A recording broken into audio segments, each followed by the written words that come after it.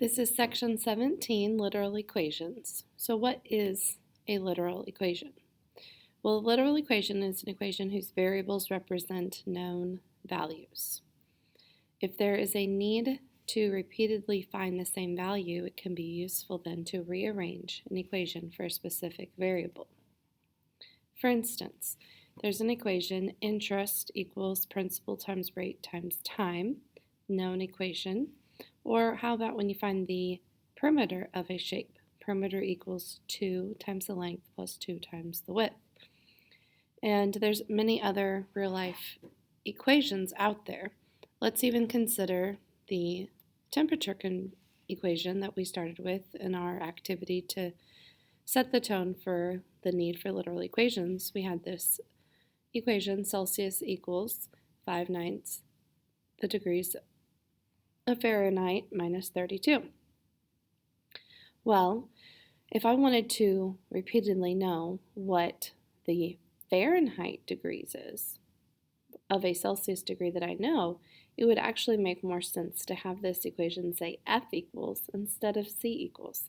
So rearranging literal equations, because we know the real life value here is degrees Fahrenheit and this is degrees Celsius, let's look at how we might rearrange this equation.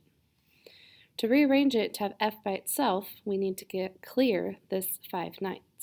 So to clear 5/9, we might multiply by 9/5 on this side of the equation over here and over here next to the degrees Celsius. And when we do that, then the 5/9 and 9/5 cross cancel, numerator, denominator. And then we have what's left over here on the left then is 9/5 times Celsius. Equal signs comes down, and we have left Fahrenheit minus 32. And the last step to get f by itself, let's add 32 to both sides. And when we do that, then we have f by itself. We have 9/5 Celsius plus 32 degrees equals Fahrenheit. So you might have both of these equations equally accessible to you. If you know the Celsius degrees and you want to convert to Fahrenheit, rearrange the equation like so. And if you know if you know what your degrees are in Fahrenheit, but you're curious what they are in Celsius, start with an equation like this, so that you don't constantly having to rearrange the equation every single time. Let's look at another real-life example. If I say that the perimeter is equal to 2 times the length plus 2 times the width, if I know the perimeter of a lot of different shapes, but I need to know the length of all of those different shapes, it would be nice to have L by itself. Well, if I wanted to get this equation for perimeter with L by itself, I'd first need to move this whole entire 2W to the other side of the equal sign. Gone on here on the right, I'd have perimeter minus 2W equals 2 length. So perimeter and 2W, they don't have any like terms. I'm just going to leave them. It's not like 5 minus 10 where I can simplify. This is the simplest terms I can have. And the last step, to get rid of this 2, look and say how is the 2 attached to the L? It is by multiplication, so the opposite is to divide. And now I know that length of any object is equal to the perimeter minus 2 times the width, all divided by 2.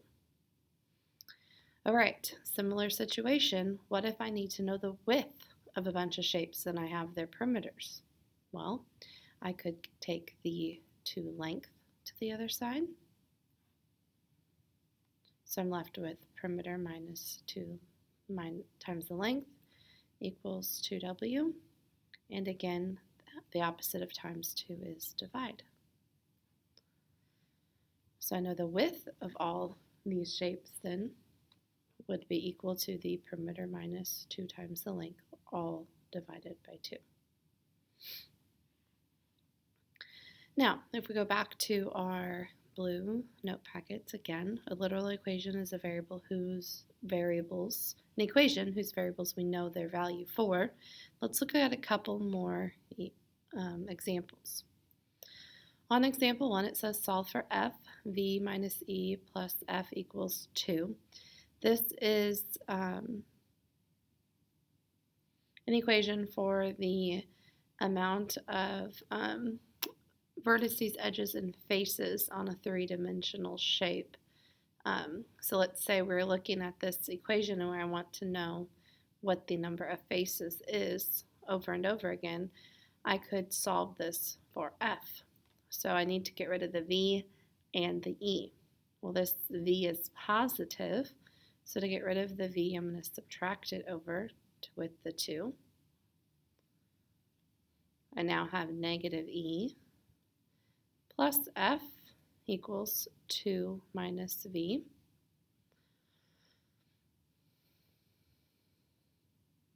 I'm going to fix this e a little bit. And again, I'm trying to get f by itself, so I need to get rid of this negative e. So I'm going to add e to both sides.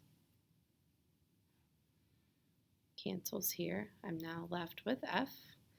And I can't really rearrange any of this any other way. So I still have 2, I have a negative v, and a positive e now on the right side.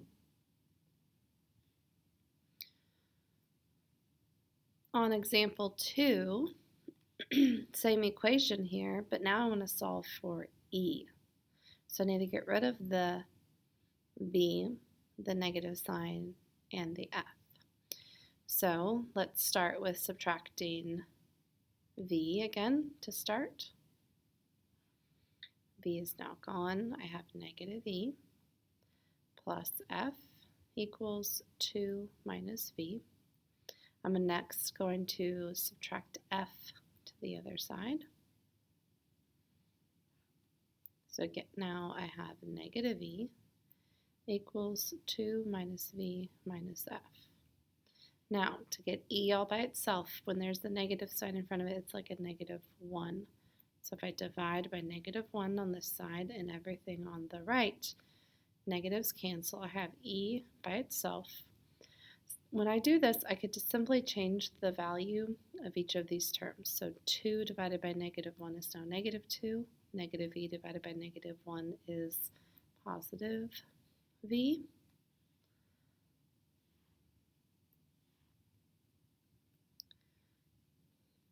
And negative f divided by negative 1 is now positive f.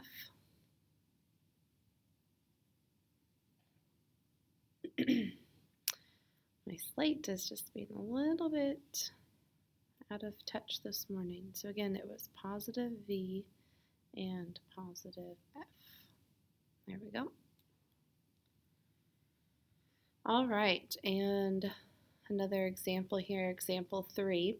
We want to solve for r. So this equation here, a equals pi r squared. If you did not know, this is the equation for finding the area of a circle.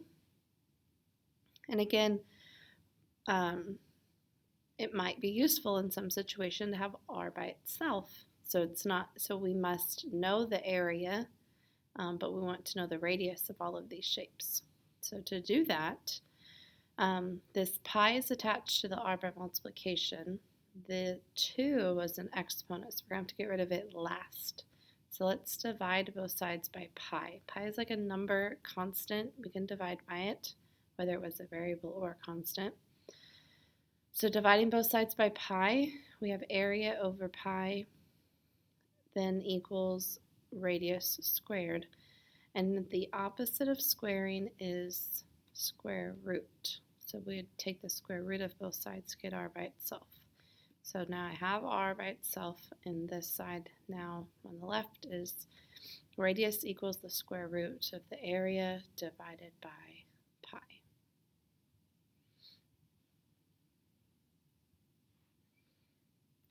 Let's see, I might see if I can do a little bit fancier of a pi here so it doesn't look like an H.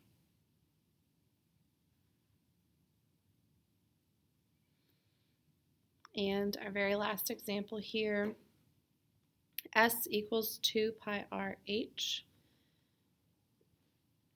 In this particular problem, I want, instead of having S by itself, I want H by itself.